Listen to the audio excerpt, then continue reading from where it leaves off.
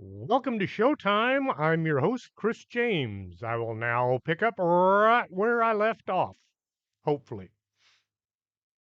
Nancy Hildenpfeffer sat in her cruiser watching for speeders, or drunks, or any miscreants that she could pounce on.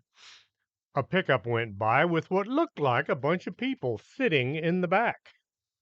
They all looked like adults, but one of them was wearing one of those backless hospital gowns, and it was showing off too much of his body.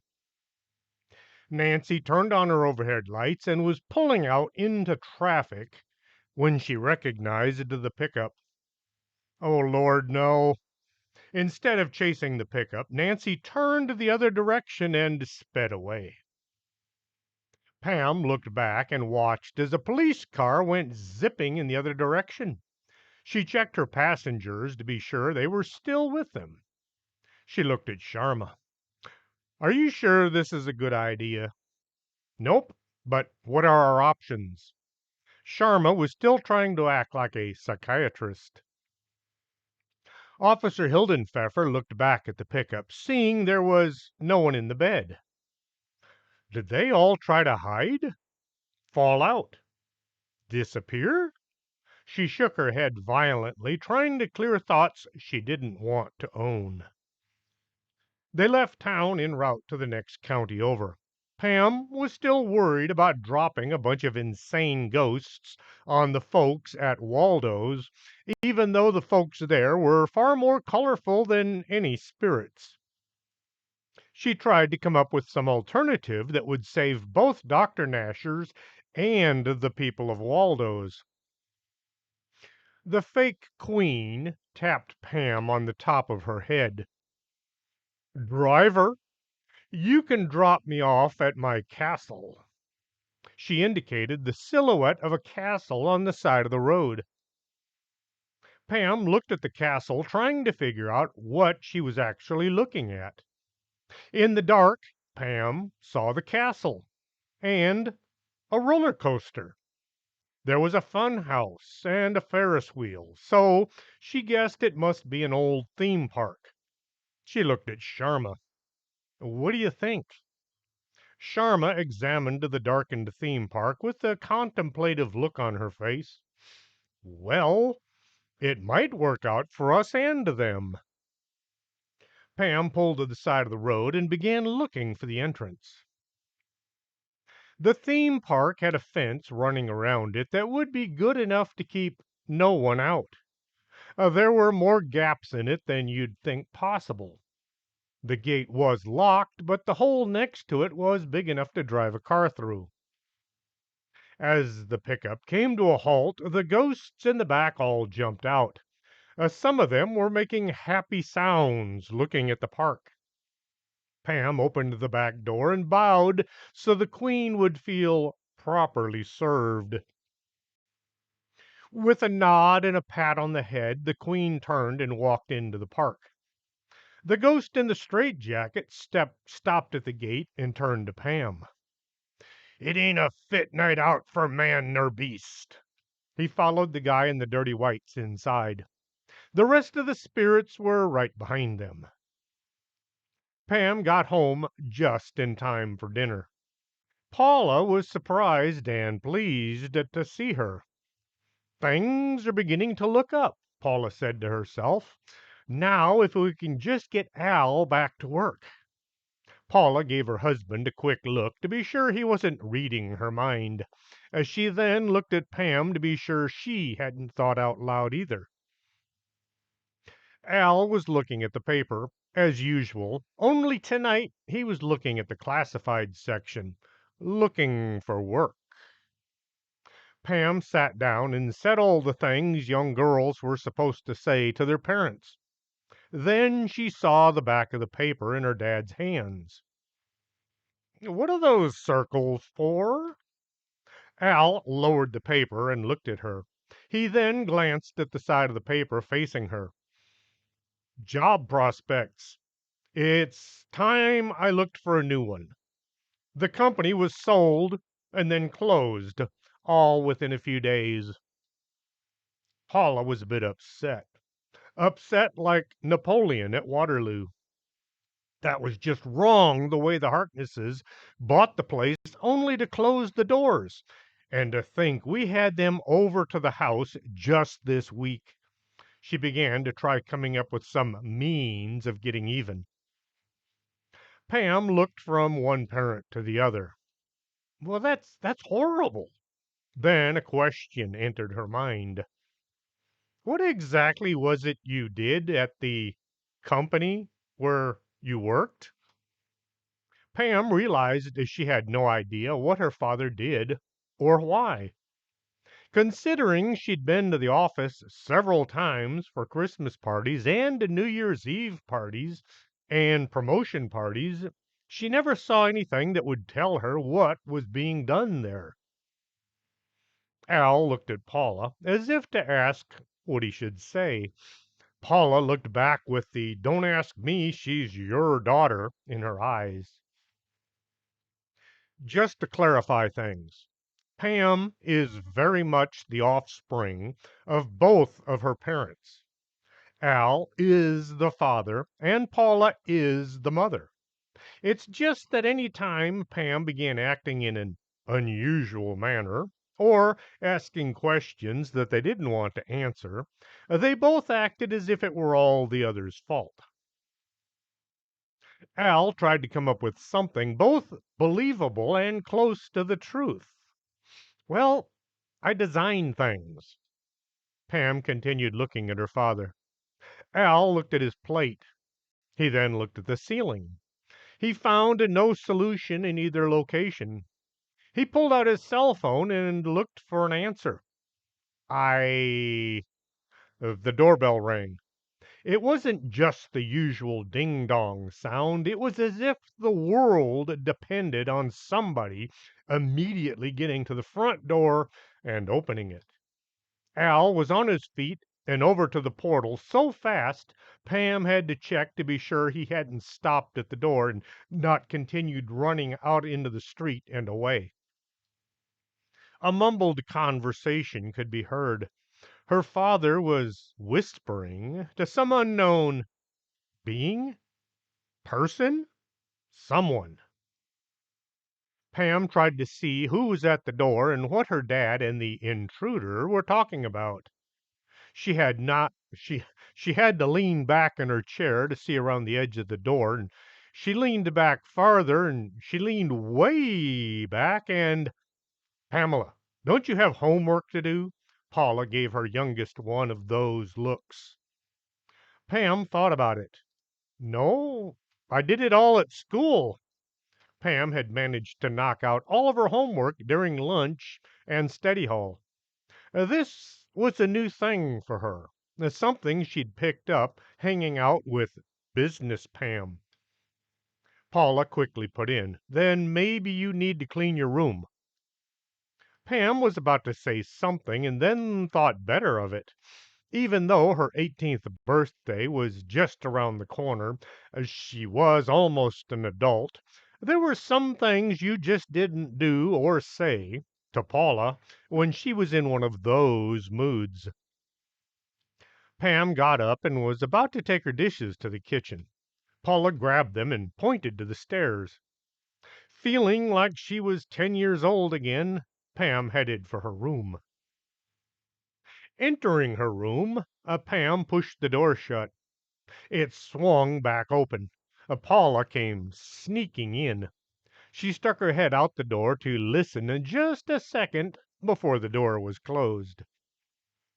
That's Al's boss. Well, his former boss. Paula looked around the room for something to do. He said he might swing by tonight. Now was her chance. What does Dad do for a living? Oh, nothing right now. His company was sold and he was laid off.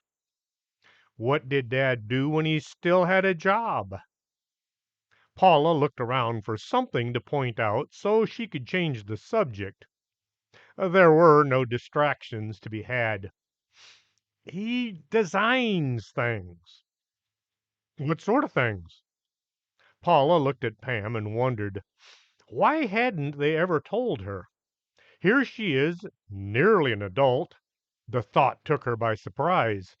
Oh, Lord, she's almost all grown up. Well, your father designs cutting edge food processing equipment.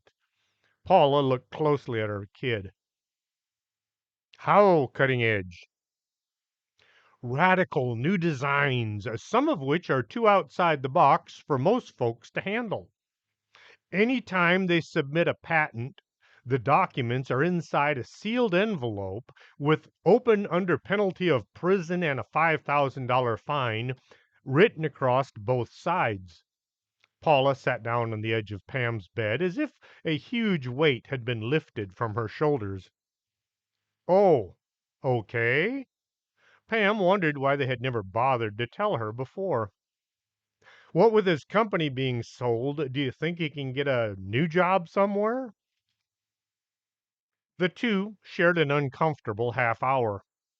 The sound of the front door closing came from below. Paula patted Pam on the head and went back downstairs.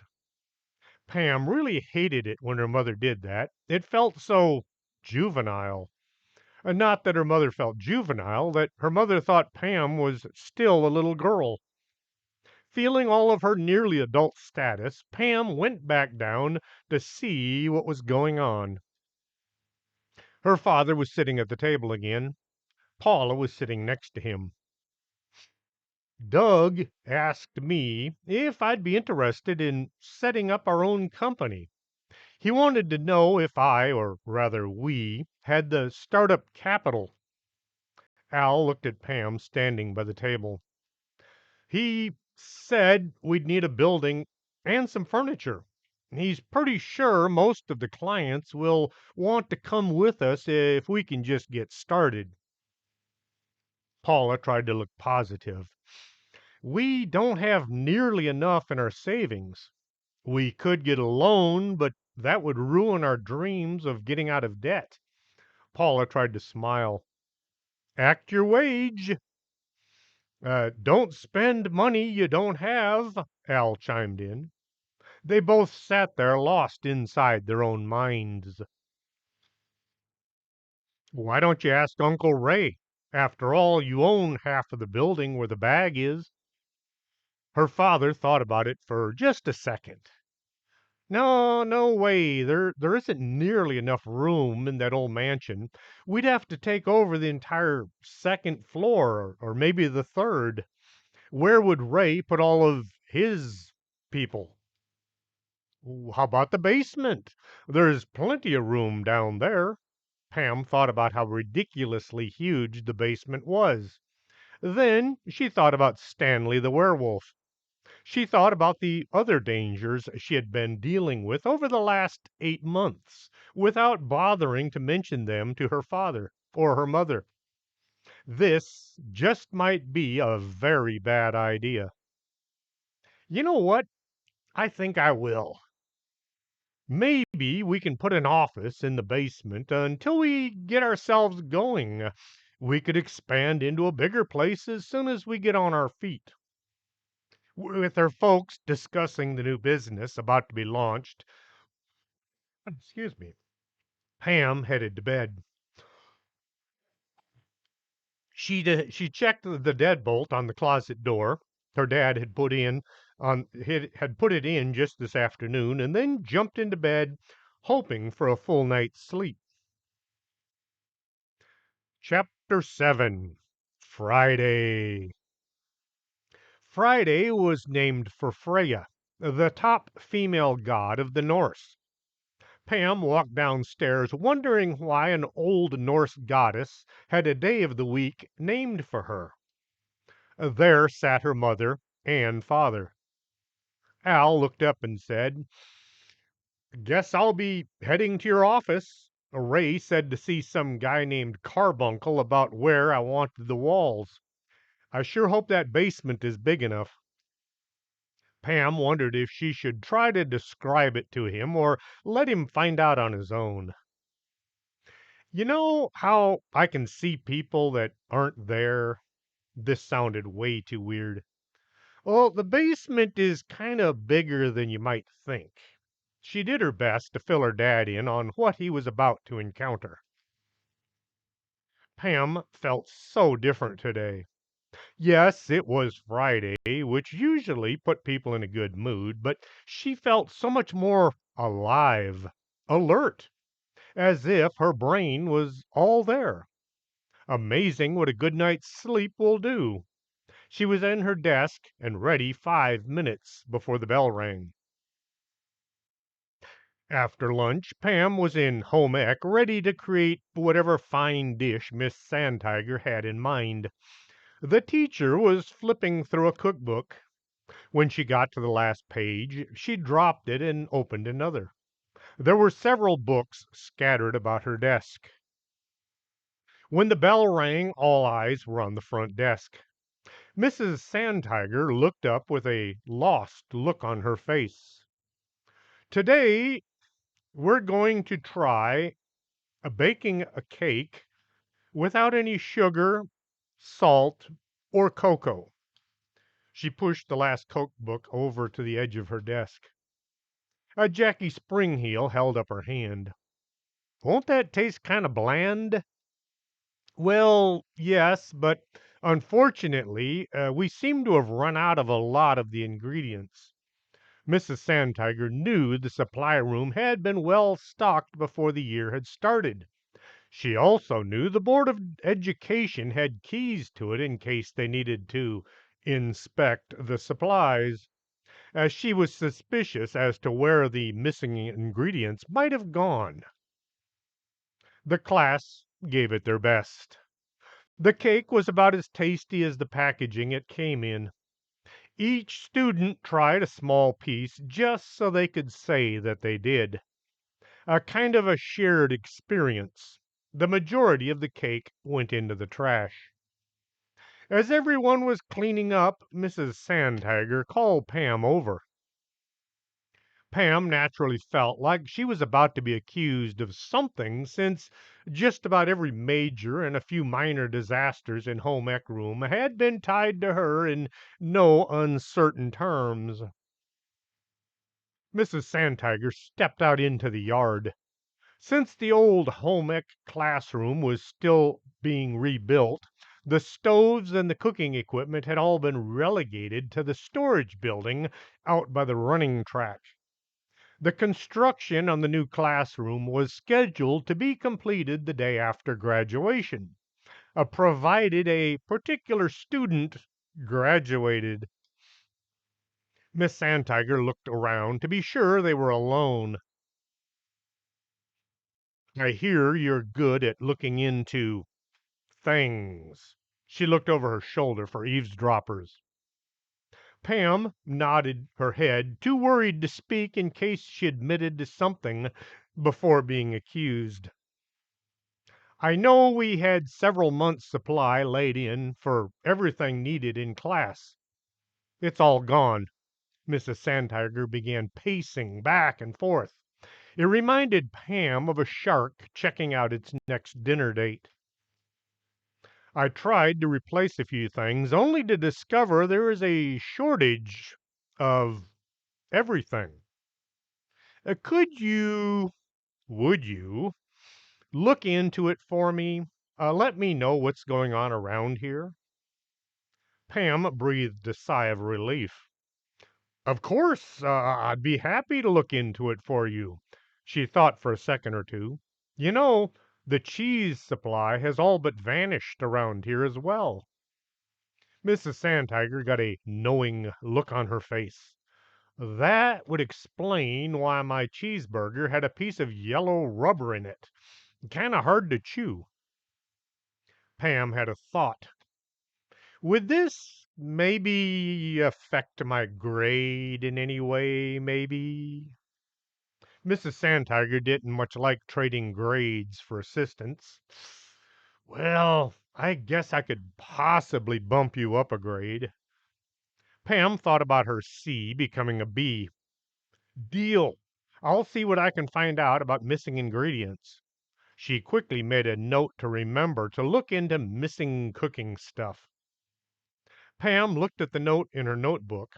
It was written right under the note from Maurice Lechat about all the missing cheese. The office had taken on a new, foreboding appearance. Pam thought back to that first day. She pulled into the parking lot, front yard, and looked up at the bag office and considered moving to another state and changing her name. How her life had changed since then. Pam thought about how having her dad working out of the same building was going to affect her life. It wasn't as if Al hadn't been to the office over the years. He was here just about 3 weeks ago for the New Year's Eve party. There were things going on that he wasn't aware of. Things like the basement. Now, we've already gone over this. Pam went in to see how things were going. Hildy was actually sitting up at her desk. A magazine was laying in front of her, but she looked up as Pam walked in. Welcome to the Bag Company. How might we help you today? Pam stopped in her tracks. Maybe this was Hilda sitting in for her sister. No, the clothes gave it away. Hildy was at her desk acting like a receptionist. Pam looked at Hildy. Is my dad still here? Oh, yes, he came in at 9 a.m. He kind of gave me a few pointers on how to do a better job. Hildy made a quick scan of the waiting area. He said you never know when somebody might be watching and they might offer you a better job. Pam wanted to head to the coffee shop for some much needed caffeine. Instead, she went down to the basement. Halfway down the stairs, Pam came to a stop. Workmen were busy putting a walkway from the stairs over to the second floor of the basement office building. They had already put in a landing so you could turn and walk over to the second floor without having to go all the way down and then back up. Pam stood there, mouth open, wondering why nobody had thought of this before. At the bottom of the stairs, Pam looked around for her father. The door to Mr. Armstrong's office was open, so she peeked in. Her dad was sitting across from the semi-licensed investigator. They were both laughing about something. Pam stuck her head in the door. Mr. Armstrong looked at her. Come on in, Pam. Have a seat. He usually called her little girl because he knew she hated it. Not in front of her dad. Pam walked in and sat as if it were an order. Al smiled at her. Pam, you were right. This place is huge. On the desk between her dad and Mr. Armstrong sat an assortment of handguns. By the looks of things, they'd been going over the weapons kept for just about any occasion. Al placed a roll of paper on the desk and unrolled them. Here is a rudimentary sketch of what we plan to do to the far end of the basement. He placed a pistol on each corner to hold the papers down. I asked Ray about this project, and he told me to clear it with you. Pam felt a bit. No, she felt a lot uncomfortable, being the authority over her dad's project. It looks great. She then took a second to actually look at the drawings. There was an open area that said Gym, where Mr. Gigante was putting in his exorcism area. On the far side of this was a line that must have been the wall that would enclose the new office for her dad and his boss. Well, his boss? His former boss, who was now going to be his business partner. Maybe. Beyond that wall were a bunch of other lines showing offices and work areas and storage space and a cross-hatched space that said secret in the middle. What kind of secret area did a food processing inventions business need? Al sat back with a smile. Is it possible to get that cement truck moved? We could put in a staircase where that window sits. In the book, the bag goes squatching. A cement truck was delivering a load when the driver accidentally touched the side of the building. The engine seized up and the cement dried. The company was still trying to rescue their truck. A third entrance would come in handy, Pam said. I just hope the cement company can get their truck moved. Mr. Armstrong pointed one enormous finger at the wall where rows and rows of rifles were hung on racks. Let me know when to place your order. It might take some time, seeing as you need so many. Will do. And with that, Al shook Mr. Armstrong's hand and walked to the door. Pam fell in beside him. As she was walking over to where the new construction was already underway, she wondered, why would a food processing inventions company need weapons? As Pam was walking out to her pickup, her cell phone rang. The caller ID showed a picture of her mother. It was not the best photo out there. Paula was yelling into the phone after a telemarketer had called. This was not the image Pam had wanted to represent her mother. She had picked a nice photo of Paula sitting next to a fountain. One day, as she was walking into the office, she'd forgotten her phone and took 2 steps into the building. The next thing she knew, all her contacts were represented by very uncomplimentary images. Pam hit answer. Pam, dear, could you swing by the store and pick up some salt and butter and milk and a loaf of bread and any spices they might have? Any spices? You don't have a particular spice in mind? No, the last few times I've been to the grocery store, they were out of just about everything I wanted. I thought it might be a good idea to just buy whatever they have and as much of it as there is in case they don't have any for a while. Uh, okay, I'll see what they have. She saw her dad coming down the porch steps.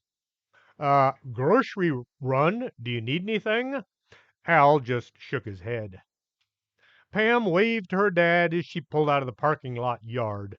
He was going to stay late to see about the new offices in the basement. However, the construction guys had all left. When Mr. Armstrong yelled that he was turning off the lights in exactly 1.5 minutes, Al decided to get out of there. Pam pulled into Merkel's and looked for a place to park. For a Friday evening, the place was going quite a lot of business. She wound up parking way over near the street. Pam got out of her truck and made a sojourn to the front doors. She expected to see a wall of people all crowded around everything she was going to need to get. At the doors, Pam looked at all the shopping carts. The cart corrals were full. Pulling out one, she noticed it only had 2 wheels, one on the right front and one on the left rear.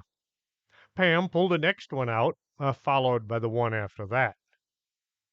After removing 10 carts, Pam had found one with all 4 wheels, and they all worked. Being Paula's daughter, Pam next went to the bother of putting all of the broken carts back where they had been. Now for that list of items her mom had wanted. Pam realized she hadn't bothered to write down all the things her mom had asked for.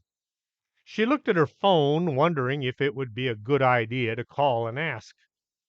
Mom will tell me the whole list again, but she'll think I'm not paying attention. Pam thought this might be true. I'll remember, somehow, I hope. She headed for the vegetable department in case had been any of those on the list. There were few people in the produce department. Pam was going to grab a few items and then thought about it. Paula kept the kitchens very clean, not a speck of dirt or grease or fruit. She grabbed some bananas, followed by an apple.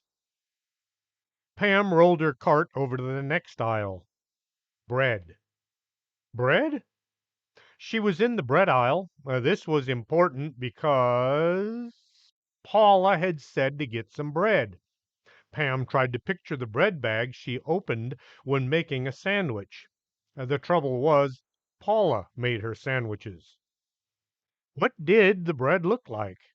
Usually squashed flat, sometimes a little moldy. Pam grabbed a loaf that was triple wrapped with a picture of a smiling possum on it.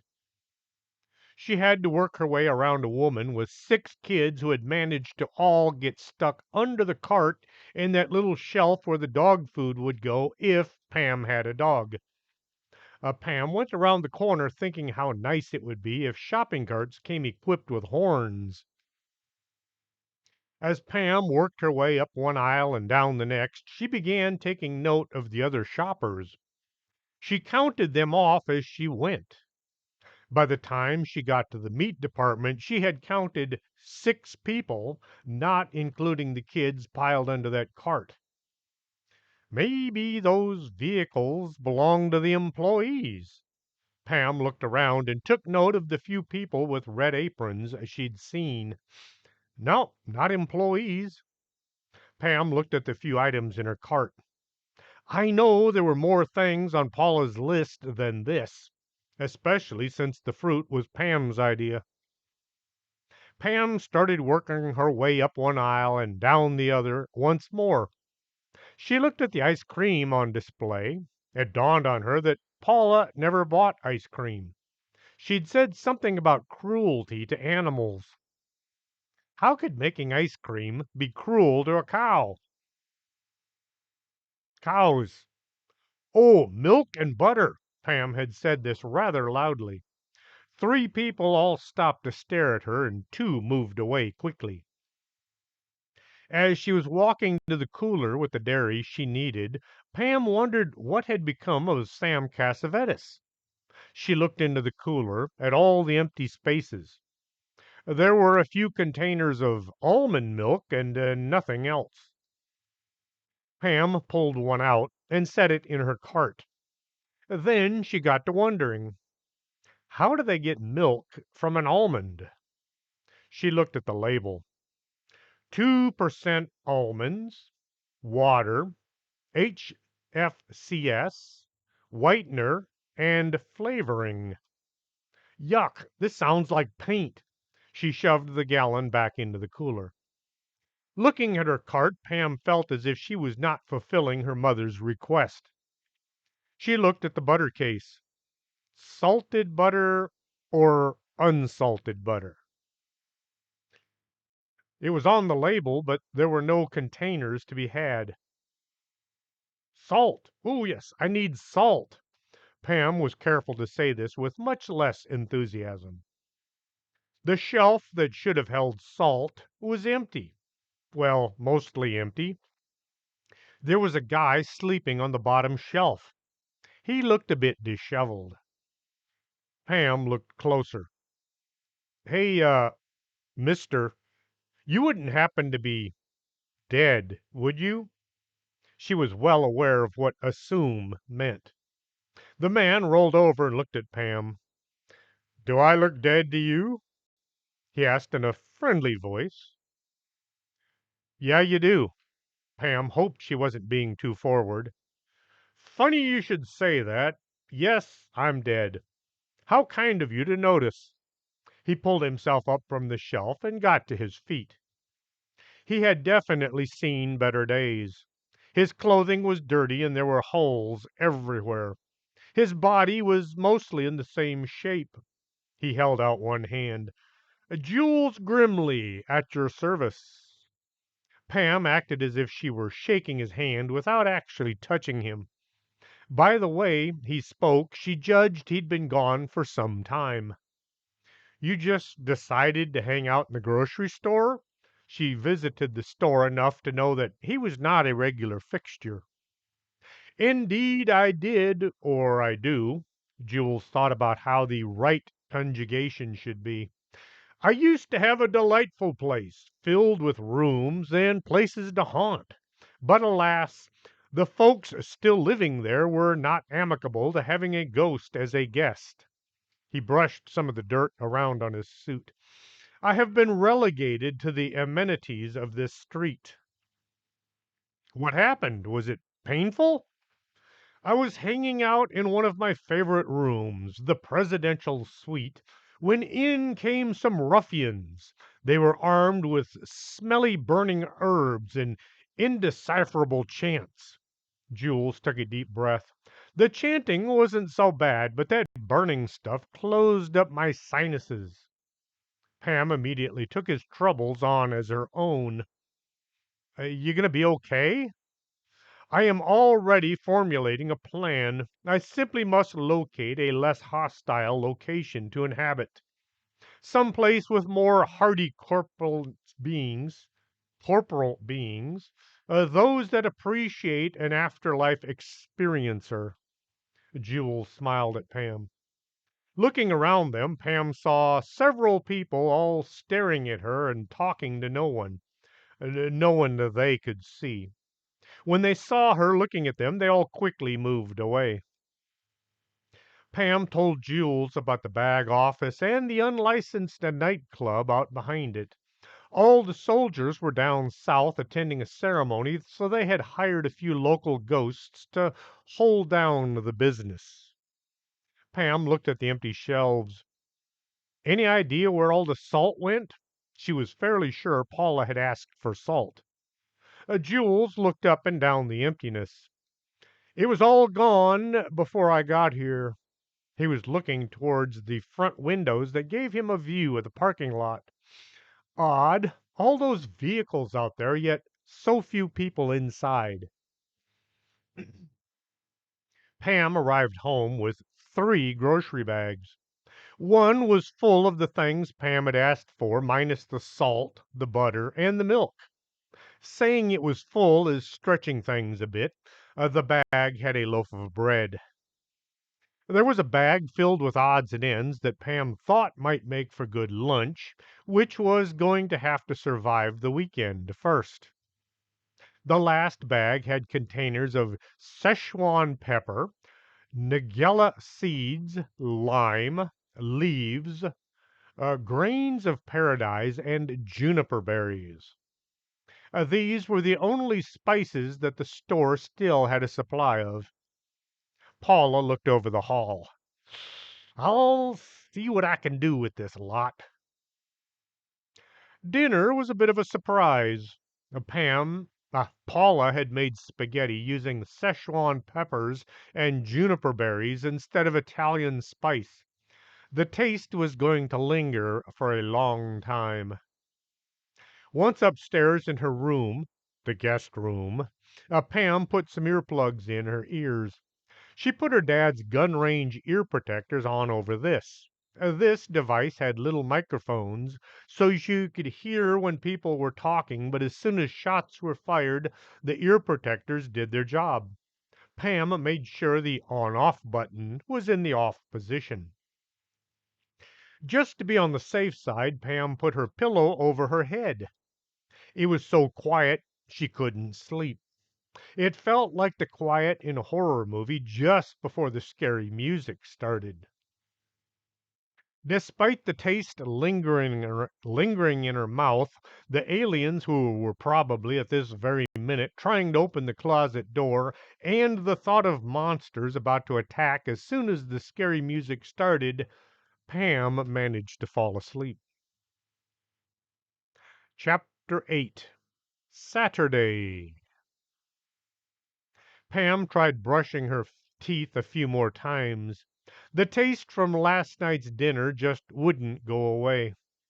With the whole weekend, well, at least most of it, the parts not taken up by chores or church or meals or anything her mom needed or wanted, Pam didn't want to be reminded of what had passed for a meal.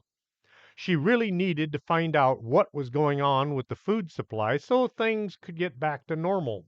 Well, as normal as any part of her life had been recently. With blue jeans and a t-shirt on, Pam looked at the closet door. She needed her shoes, other than the ones that she'd been wearing all week for school. Approaching the door, she tried listening for any movement inside. It was quiet, too quiet. She placed her ear against the wood and listened some more. And still nothing. Maybe I could get Dad to install a peephole. Pam wondered if this was something other people had. She considered just using her school shoes, but they had taken a beating all week and were in need of some polish and glue. Now that she had to use her own money to buy things that she needed, like clothing and books, Pam found shopping a whole different activity. Never mind she had more money in her bank account than ever before. It was just the idea of spending money that she didn't have to spend. Her dad kept quoting that Dave guy saying, "Live like no one else, so someday you can live like no one else." Whatever that meant. Something snuck into her mind uninvited. If she didn't waste her money on foolish things, she would have it for much needed things, like maybe she could find a college that would accept her and she wanted to attend, or maybe her own house someday, maybe when she was about 40 or so. Pam listened some more, still all quiet in the closet. She carefully placed her hand on the deadbolt. Trying to not make any sound, she turned the knob. It went click, with what must have been close to a gunshot, without actually firing anything. It wasn't that loud, but in her mind it was. Still no sound of aliens waiting to grab her as soon as the door was opened. Pam put her foot in the door. Pam put her foot on the floor a few inches from the bottom edge of the door and turned the doorknob. The door swung open just an inch. She looked through the crack. No grays with big black eyes looking back. She was just about to yank the door open when she remembered her foot was about to find out just how bad it would hurt. She moved her foot and then yanked the door open. The closet was empty. Well, of aliens. Not all the things that she had shoved in there. It was full of that. Pam grabbed her boots. As she was about to close the door, another thought came to her. All this thinking was a bit of a shock. How were the Greys able to come and go inside her closet? She remembered reading somewhere about a couple of girls who discovered that they had a portal inside their closet. But why? Grabbing her flashlight from the top of the dresser, Pam began scanning the walls, looking for anything out of place. Maybe the Greys had put something in her closet that allowed them to zip in and out. Something caught the light. A slight reflection was showing in the far back corner.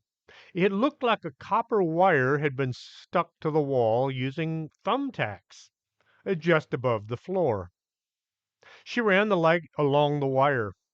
It turned in the corner and went up to the ceiling.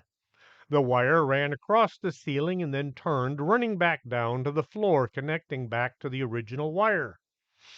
It was so thin without the flashlight it would never have been seen. Who could she ask who would be able to answer her questions without thinking she was nuts? Mr. Techno could fix anything electronic, but would he understand alien stuff? Closing and locking the closet, Pam was about to head downstairs when she spotted that bizarre, advanced looking cell phone that she had gotten from Geek Meek Pam. Geek Meek Pam was a very introverted version of Pam who she had met while trapped in the Mall of Doom, along with several hundred other versions of herself. If you're not going to go back and read the previous books, I guess I'll have to fill in all the blanks. The cell phone had been rewired so it could call, probably long distance, to other dimensions. Pam wondered if it would run up her cell phone bill by using it. It also had some kind of shielding so that the weird electronic effects from the office didn't cause any problems. She picked the phone up and turned it on. Should she or shouldn't she? Maybe I can just send a text. That's usually cheaper, hopefully. Pam pushed the power button. The phone powered up a lot faster than expected. The screen showed an image of a cat sleeping, curled up in a box. There was an icon of an old style phone, the kind you jiggled the handle to make a call using the operator. Pam pushed it with her finger. A list of contacts popped into view. There was just one name. It said Pam, with her number and text icon. Pam hit the text, and a window opened. Now what? She tried to think just what she should say. She typed, "Howdy," and hit send, then waited. The phone made the sound of a TARDIS taking off. TARDIS, time and relative dimension in space, if you're a Doctor Who fan. If not, it's a big blue box. A message appeared right below where it said howdy. It said, "Pam, is that you?" Followed by, "Of course it's you. No one else has this number. How is everything?" At one time, this question might have stumped Pam as she tried to figure out how everything was. With just a glance, she got busy with a response. "Great and wonderful mostly. How are your folks? Do you have a portal in your closet?" She hit send. "No, no portals in my closet. Why?" Pam got busy telling Geek Meek Pam everything that had happened in the past 7 days. "Wow, you lead such an interesting life." There was a long pause, but Pam could see the dots showing that Geek Meek Pam was typing. "Here's what you need to do. Gently pull the wire loose, being sure to not break it. Take it someplace safe and reinstall it so that the next time the aliens show up, you'll be in control." Pam wanted to know how the portal device got inside her closet. Well, they probably opened a wormhole, stuck one hand through, and stuck the wiring in place. Making a wormhole is easy for the aliens, but it takes a lot more energy than wiring a place for a portal. This sounded so much like something a girl who built her own computer at 11 would figure out. It had only been a few months since the Pams had spent several weeks trying to get back to their own dimensions. Pam missed some of herselves. Come to think of it, she missed all of the others, even the ones that she didn't get to know. It was like having hundreds of sisters who all looked alike, but were slightly different. She felt as if she had to say something. "Do you miss all the other us's?" "Yes, all the time. That's why I'm working on a machine to allow us to get together again, like a family reunion." Pam was shocked until she remembered who she was talking to. Kind of like that thing that Dr. Spudmuncher built? Yes, only, well, we'll meet someplace much nicer than the Mall of Doom. Someplace with good coffee and food. Bring plenty of aspirin. Well, we won't need it. Dr. Spudmeyer used too many amps with too few volts. I also used crystal dampeners to stabilize the focus. Pam considered calling her intellectual giant once more. Still too long of a title. Maybe IG Pam.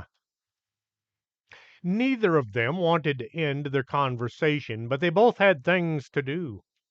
They both swore they were going to stay in contact, and Pam knew that she was going to keep this promise. "Well, I guess somebody should. No, I guess I should. Maybe I can ask. No, let's do this. Pam unlocked the closet door once more. Pam pulled into the dirt parking lot and parked right next to her dad's pickup.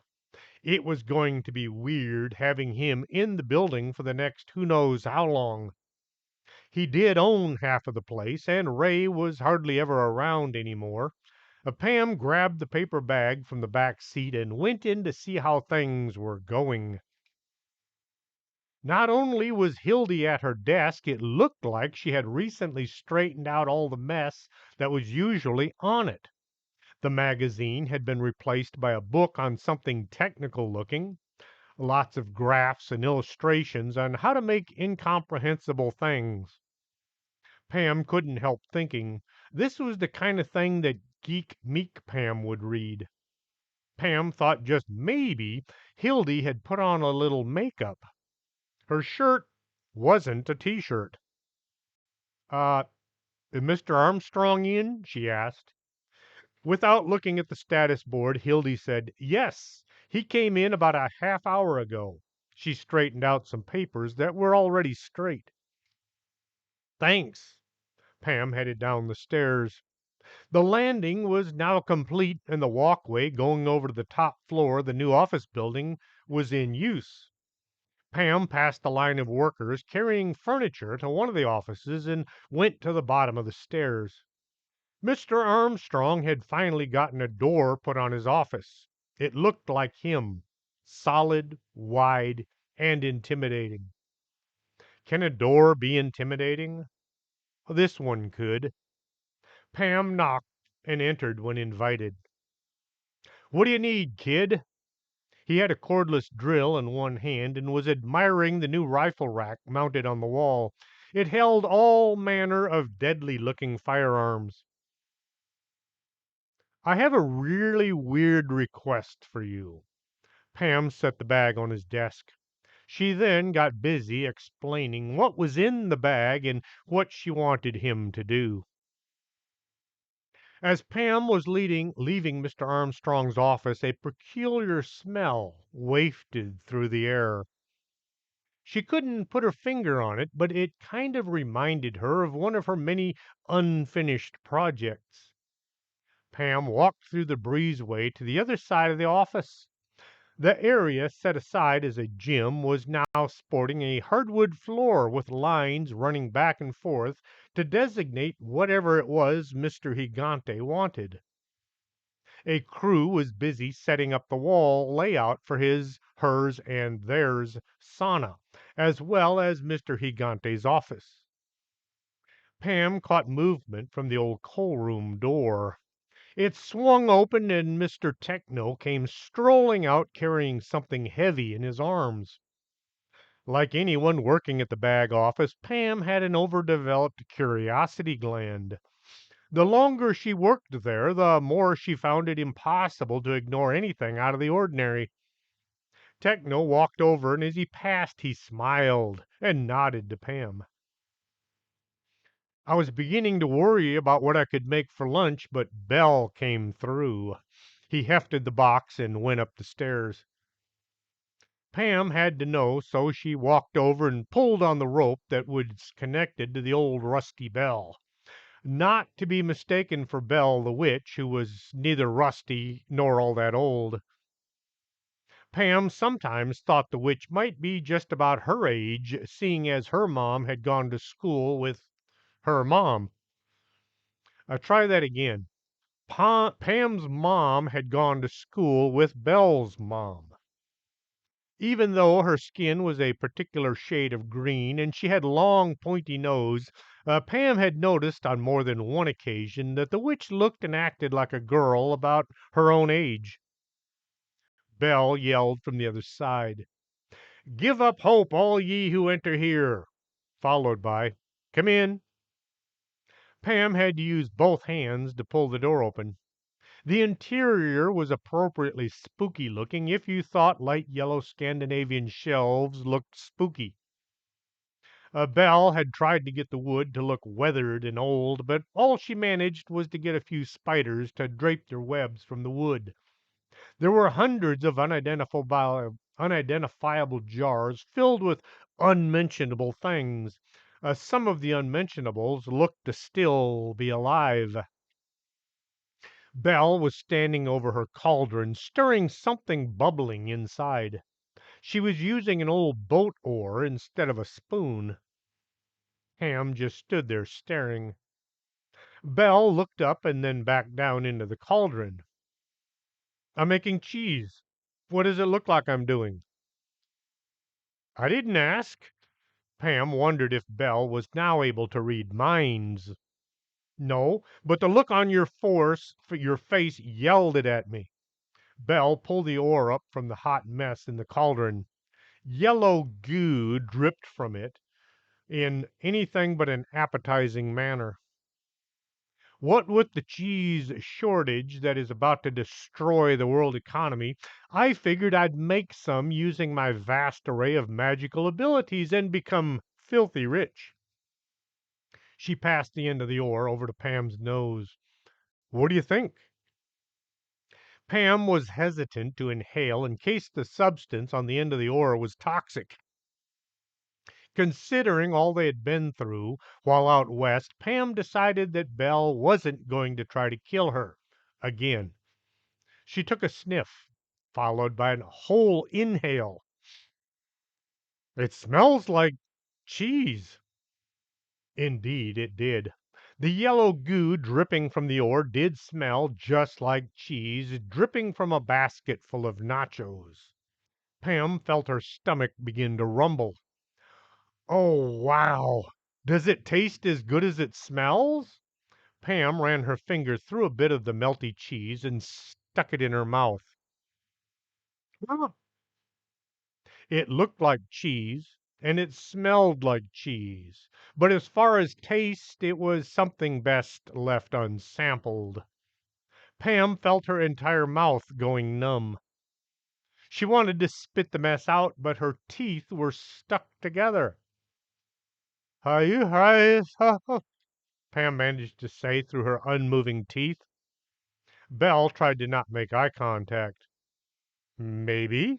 Probably not. What in it?